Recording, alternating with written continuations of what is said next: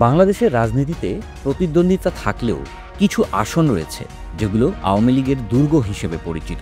১৯৯১ সালের পর থেকে এসব আসনে হয় আওয়ামী লীগ টানা জিতেছে, নয়তো ১-২ বার হেরেছে মাত্র। রাজনৈতিক বিশ্লেষকদের মতে সারা দেশে অন্তত ৬৭টি আসন রয়েছে যেখানে নৌকার প্রার্থীদের জেতাই মূলত নিয়মে পরিণত হয়েছে। ঠাকুরগাঁও ১ আসনে আওয়ামী লীগ হেরেছে মাত্র ২ বার, ১৯৯৬ ও ২০০১ সালে। উভয়বার জয়ী হয়েছিলেন বিএনপির মহাসচিব মির্জা ফখরুল ইসলাম আলমগীর।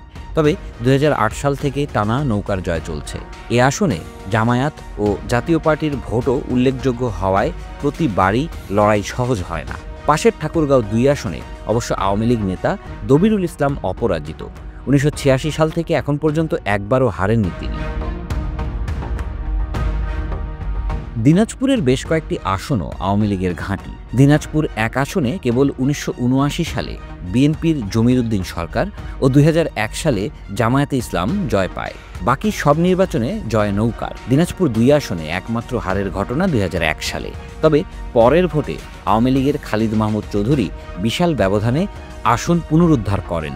অন্যদিকে দিনাজপুর ৫ আসনে মোস্তাফিজুর রহমান ফিজার ১৯৯১ সাল থেকে টানা জয়ী হয়ে আসছেন।